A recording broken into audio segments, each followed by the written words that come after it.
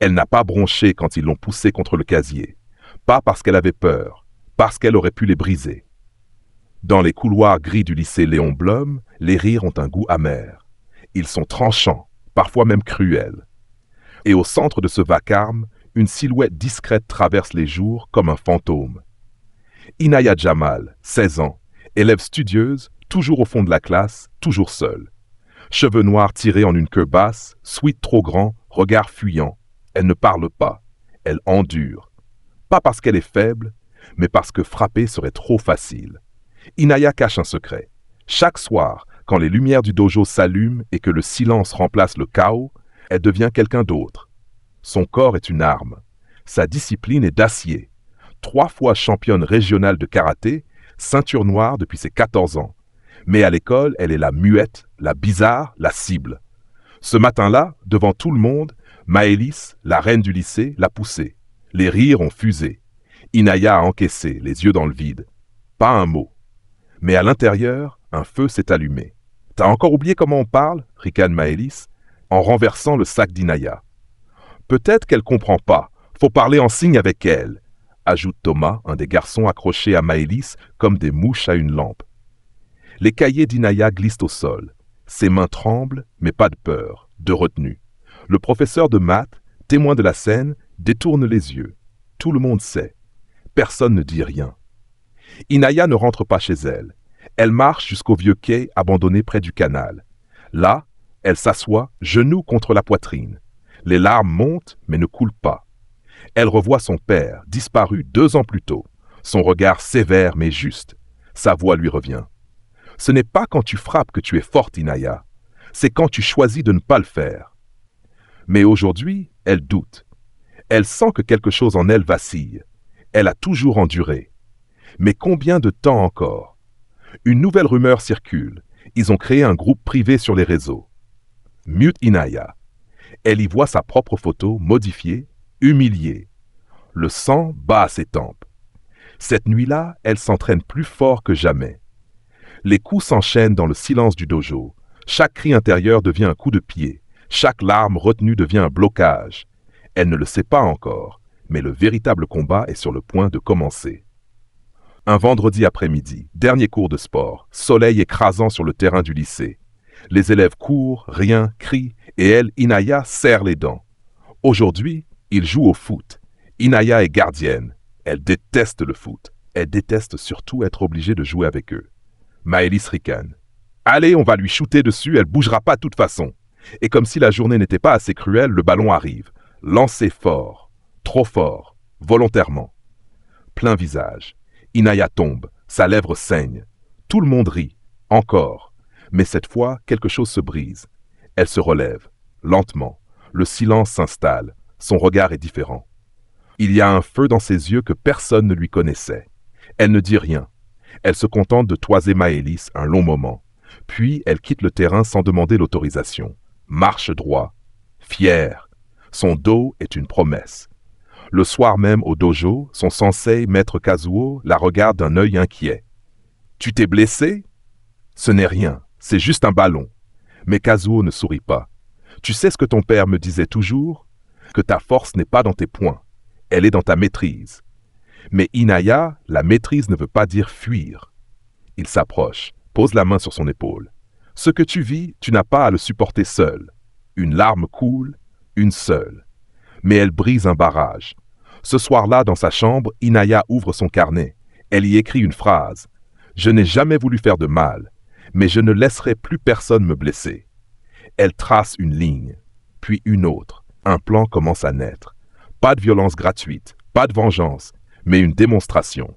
Une seule. Publique. Inoubliable. Ils me croient faible. Ils croient que se taire, c'est fuir. Ils n'ont aucune idée de qui je suis. Alors je vais leur montrer, juste une fois, pour qu'ils n'oublient jamais. Les jours qui suivent ressemblent à un calme étrange. Inaya se fait plus silencieuse encore, mais son regard a changé. Il n'y a plus de peur, il n'y a plus de honte, juste une tension contenue, un orage qu'on sent vibrer dans l'air. Elle ne parle à personne, mais elle observe. Chaque couloir, chaque regard, chaque mouvement de ses bourreaux. Et surtout, elle attend le bon moment. le moment exact où elle franchira le seuil entre celle qu'elle était et celle qu'elle deviendra. Le jeudi suivant, le lycée organise sa traditionnelle journée talent. Une scène, un micro, des élèves qui chantent, dansent, font rire. Et cette année, Maëlys, bien sûr, est en tête d'affiche. Elle a préparé un sketch sur les élèves bizarres. Devine qui est au cœur de ces blagues? La muette, l'ombre, la ninja invisible, Inaya. Ce jour-là, Inaya arrive plus tôt. Elle porte un simple t-shirt noir, un pantalon ample, ses cheveux attachés en une tresse stricte. Mais dans son sac, elle ne transporte ni cahier ni livre. Seulement une ceinture noire et un kimono soigneusement plié. Quand Maëlys monte sur scène, elle déclenche des éclats de rire faciles. Elle imite la démarche d'Inaya, bafouillée, en silence. Elle tombe à genoux, fait semblant de ne pas savoir parler. Le public rit aux larmes. Puis, sans que personne ne comprenne ce qui se passe, Inaya monte sur scène. Elle ne dit rien, ne regarde même pas Maëlys. Elle pose son sac, s'en extrait une tenue blanche. Elle attache sa ceinture d'un geste lent et calme. Le micro capte le bruissement du tissu. Le rire se fige peu à peu. Inaya regarde enfin la foule. Je ne suis pas un spectacle, je suis un art. Un silence électrique tombe sur la salle. Alors elle se met en mouvement. Kata après kata, coup après coup, elle déchaîne la beauté pure du karaté sur scène. Des mouvements nets, puissants, millimétrés. Chaque coup de poing fend l'air comme une déclaration de guerre. Les spectateurs n'osent pas bouger. Ils n'ont jamais vu ça. Inaya devient autre chose, une tornade silencieuse, une danseuse guerrière. La scène tremble sous ses pieds. Puis au milieu d'un kata, elle s'arrête brusquement, pose, respire. Se tourne vers Maëlys, toujours figée à côté, et murmure « Tu ne m'as jamais fait peur. Tu m'as juste appris à ne plus jamais me taire. » Elle salue, quitte la scène. Le public reste sans voix. Même Maëlys semble rétrécir à vue d'œil. Une clameur monte doucement, puis des applaudissements, forts, longs, réels. Inaya a franchi le seuil. Ce jour-là, elle ne s'est pas battue. Elle a conquis. Pas contre les autres, contre la honte, contre la peur, contre l'oubli. Lundi matin, 3 jours après la scène, et le monde d'Inaya ne sera plus jamais le même. Les couloirs du lycée ne bruissent plus comme avant. Cette fois, quand elle les traverse, ce n'est plus en ombre transparente. Les regards la suivent, certains par respect, d'autres par stupeur, certains encore par malaise. Mais plus aucun ne la traverse. Elle entend des chuchotements sur son passage. C'est elle, celle qui a fait le kata. Ceinture noire, tu te rends compte? Et l'autre, Maëlys, elle s'est faite humilier. Mais Inaya ne savoure pas cette nouvelle attention. Elle ne la cherche pas. Elle avance droit, avec le même calme, le même silence. Son regard est plus clair, plus posé, mais il n'est pas là pour briller. Il est là pour exister. Enfin, Maëlys, elle, ne rit plus. Depuis la démonstration publique, son pouvoir s'est effondré comme un château de cartes. Elle évite Inaya, fuit son regard et surtout, elle tente de sauver la façade. Mais les vidéos du moment circulent sur tous les réseaux. La scène d'Inaya, son regard, ses coups, son message. On parle d'elle partout. La fille silencieuse qui s'est levée sans haine pour montrer qu'on ne la brisait pas. Le soir, Inaya reçoit des messages d'élèves qu'elle n'aurait jamais pensé entendre. Je t'ai jamais défendu. J'en ai honte. Merci. Grâce à toi, j'ai parlé à mes parents. Tu m'as donné du courage. Et puis, un message inattendu. De Thomas, l'un des garçons qui riait avec Maëlys. Il écrit juste « Si t'as 1 minute, j'aimerais m'excuser ». Elle lit, elle hésite, puis elle répond « Une excuse n'efface pas, mais elle peut réparer ». Elle le retrouve le lendemain, dans un coin calme du lycée. Il baisse les yeux, visiblement sincère. J'ai ri parce que j'avais peur de devenir toi.